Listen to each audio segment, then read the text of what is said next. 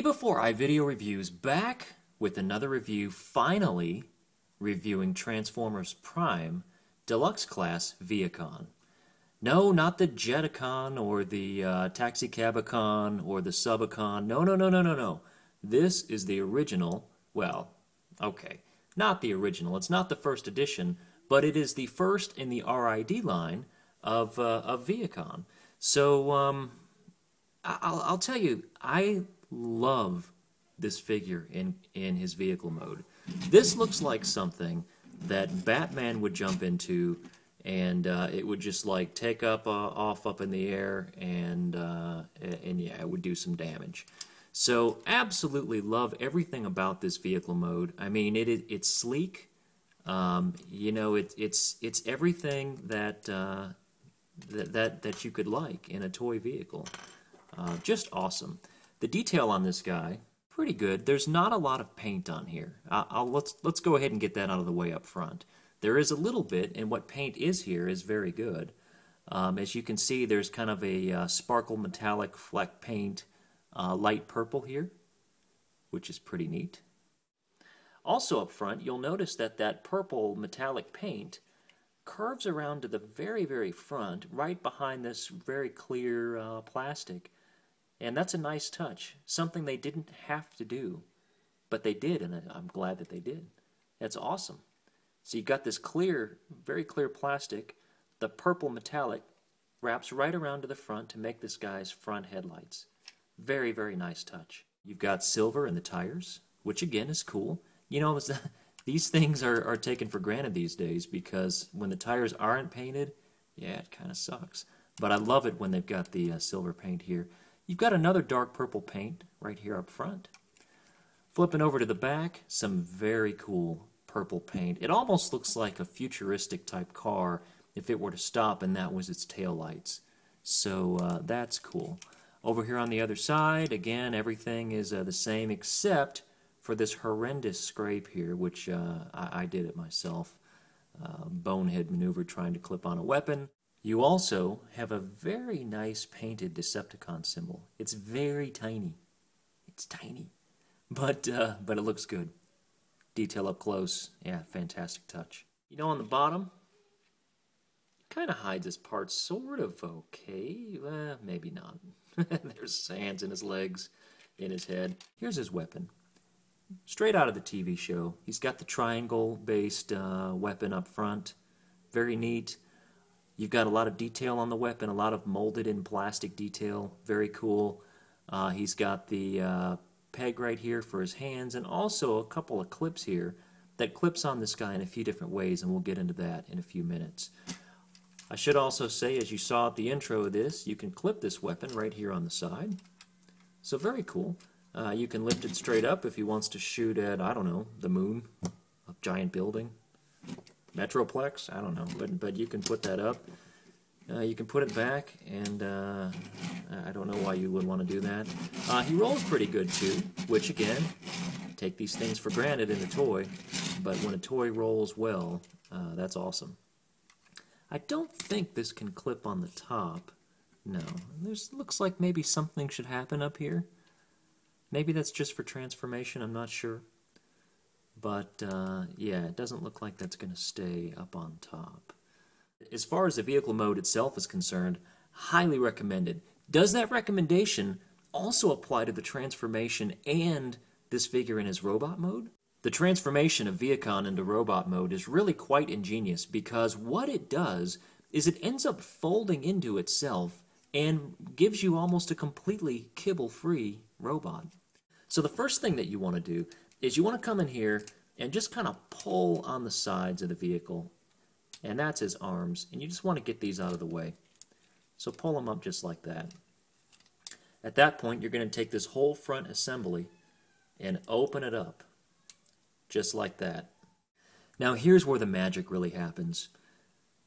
You could separate these legs, but don't do that yet. I don't recommend that you do that yet, because it becomes much easier to form this guy and not have to fiddle with it later if you leave it all apart. Some of these pegs are pegs of doom. They are. But if you leave it together and start folding, well, you'll see how easy it becomes. So the first thing you want to do is take the front and fold it just like that. And you'll see the kind of auto separation that occurred. If you try to just take that with your hands and yank it apart, you're going to have a tough time. So just keep that in mind. Continue the folding Olympics. Fold again. Okay. Then you're going to fold one more time. Okay. Then you're going to take these top pieces right here and bring them down. And you're going to flip open that one piece of plastic, which really becomes his foot. Do the same thing on the other side. And just kind of snap it into place. From here, you're ready to pull the legs apart, and it's simple. Simple, simple. If you tried to pull them apart up front, it wouldn't have been so simple. But essentially what you've done here is you formed this robot's legs, and genius, it just folded into itself and made his legs. You take these two little front pieces, and I'm sure these will move as we transform them, but you just tilt them back like that. We're going to go ahead and form his arms. His arms are basically already formed, but you basically just want to pull this thing out, just like that, and flip around the hand. And it's funky, I know, but it's really the only weak part of this character, are his funky arms.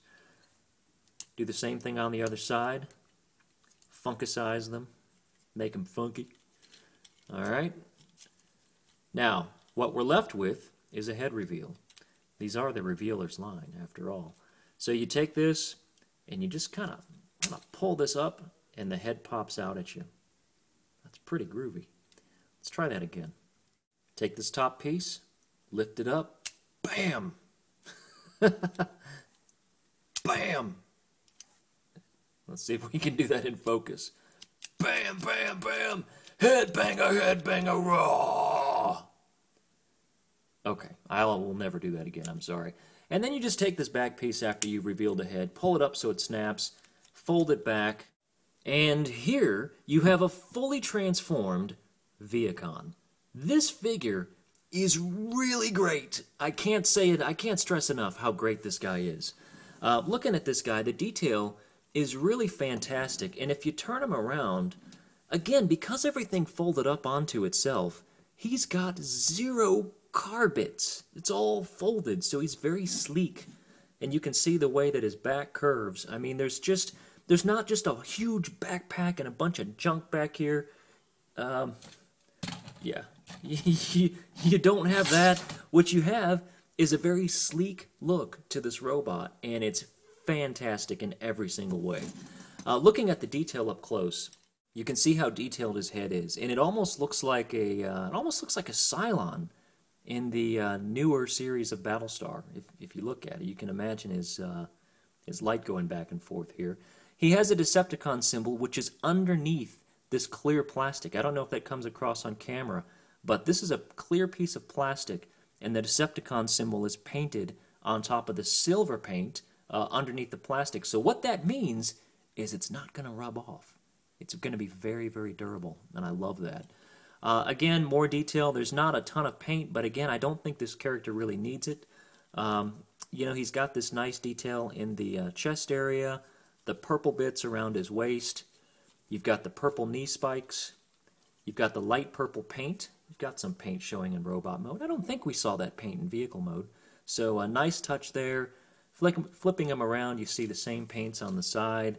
On the back, the Decepticon symbol still shows, albeit it's upside down and tiny behind his leg, but it's there. You've got the wheels on the sides of the vehicle, or the robot. You've got the funky arm syndrome, but again, you know, you kind of get used to it. I don't really find it that funky anymore. How many times have I said funky in this review? I'm sure someone will answer me in comments. But again, I think that this figure is really... I couldn't be more impressed with this guy. Let's take a look at light piping. All right, we're here in my light piping studio, otherwise known as my closet. So let's take a look and see how this guy looks with the lights turned off. Oh yeah, this guy's got some pretty good light piping. Again, he kind of looks like a Cylon to me. So light piping, check. Very good on this figure indeed. Now the weapon on this figure can be used a couple of different ways. You can take it and you can slot it in his hand. and you know, he'll point it at you and shoot you in your face if you mess with him. He'll do that. Right there. He's gonna shoot you. If we can get the camera to focus. By the way, I'm shooting this still on my iPhone 4. A lot of people have asked me how I shoot these videos.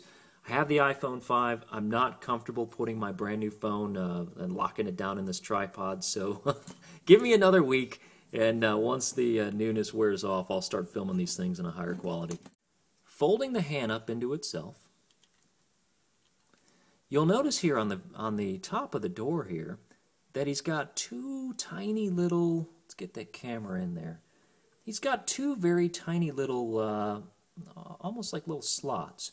And if you look on this weapon, oh, what do you know? Two little pegs. So basically what you can do is you just give that a good little shove. So this will basically snap into place here. And when you do that, be very, very careful, because that's how I scratched the side panel on my door. I'm still kicking myself for that. But anyway, what you end up with is this weapon basically seamlessly attaches to the door panel, and it looks like it was meant to be there, as it formed into a part of the door. So very show accurate, I think, and you could get some really fantastic poses out of this guy holding his weapon coming out of his door. So again, a really, really great job here by Hasbro and the design team who came up with this figure. For a quick size comparison, even though I have him kind of slunched over, here he is next to Bulkhead, which, you know, when he's kind of hunched over, you know, he looked like a good fit. Yeah, still a good size. I think that's perfect. Yeah, these two figures scale very well together. Putting him next to RID Bumblebee, it's probably about right. Putting him next to RID Soundwave, say he's actually taller than Soundwave, which, you know, I just, that's not Vehicon's fault. I think Soundwave should have been a bit taller. But anyway, he scales very well with the rest of the line. Vehicon articulation is excellent. His head is on a ball joint, so he can look up, down, and all around.